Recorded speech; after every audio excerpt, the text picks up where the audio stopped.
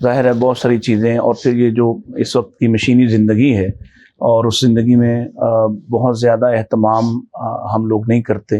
بنیادی چیزیں کیا ہیں جن کو اختیار کرنے سے ہم اس طرح کے بہت سارے مسائل سے بچ سکتے ہیں، یا ہمیں لگے کہ ہمیں کچھ مسائل شروع ہو گئے ہیں تو ہم وہ کام شروع کر لیں جو مسنون اعمال کے ذریعے سے ہم اپنی کم از کم تحفظ کر سکتے ہیں؟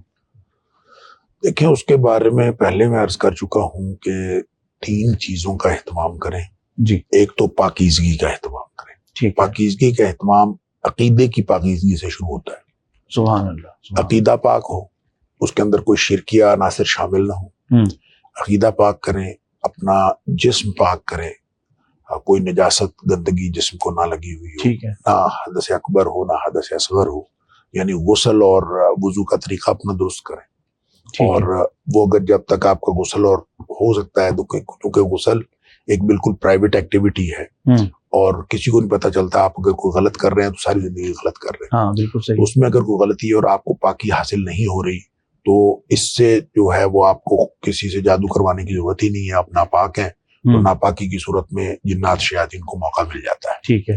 لہٰذا پاکیزگی حاصل کرنے کا ایک ری انشور کریں کہ آپ کا وضو ٹھیک ہے، آپ کا غسل ٹھیک ہے. ٹھیک ہے. اس کا طریقہ یہی ہے کہ جو باپ ہے وہ اپنے بیٹوں سے ڈسکس کرے، بیٹے اپنے باپ سے ڈسکس کریں، بیٹیاں اپنی والدہ سے ڈسکس کریں، اور آپس میں ڈسکس، اور میاں بیوی آپس میں ڈسکس کریں. تو ایک دوسرے کو سیکھے سکھائیں. اور اگر پھر بھی سمجھ نہ آئے، کسی کتاب سے پڑھ لیں، پھر کسی عالم دین سے پوچھ لیں.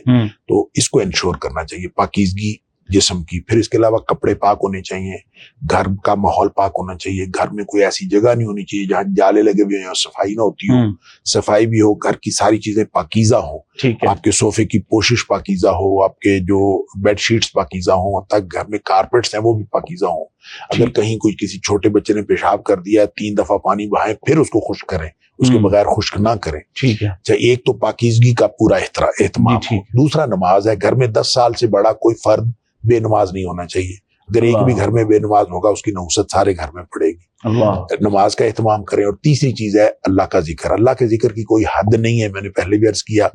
اس کی کم از کم حد یہ ہے کہ مسنون اذکار صبح شام کے یاد کیے جائیں، اس کو پڑھا جائے. اگر یاد نہیں بھی ہے، آج کل کارڈ بنے بنائے چھپے ہوئے مل جاتے ہیں. اپنا ایک کارڈ اپنے پاس، موبائل پہ مل جاتے ہیں، ہر جگہ مل جاتے ہیں. تو اپنے پاس رکھیں، موبائل سے نکال لیں، اس میں سے ذکر اذکار صبح شام کے کریں.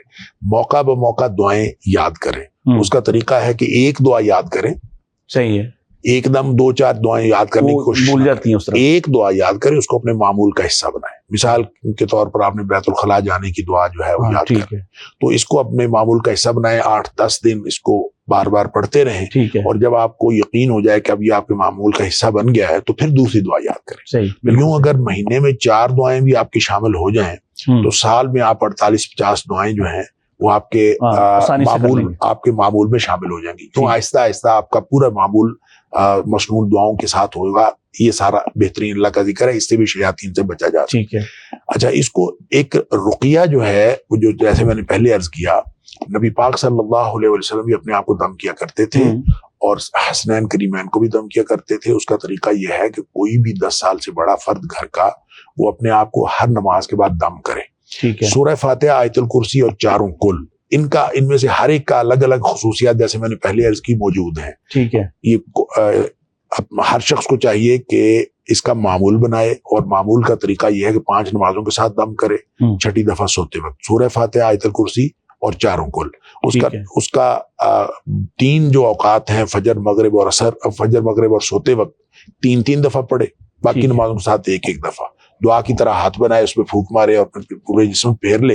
اور اگر کوئی چھوٹا بچہ ہے تو کوئی بھی بڑا آدمی، اس کی ماں یا اس کی بڑی بہن یا کوئی بھائی، وہ اپنے ہاتھ پہ پھونک مارے، اس کو پھیر دے. انشاءاللہ آپ اللہ کی حفاظت میں آ جائیں گے. اس میں گیپ نہ دیں، اس کو آپ دم کرتے رہیں، معمول بنا لیں. تو انشاءاللہ اس طرح سے آپ ہر طرح کے مصیبتوں سے اور نظر آنے والی اور نہ نظر آنے والی چیزوں سے محفوظ رہیں گے انشاءاللہ.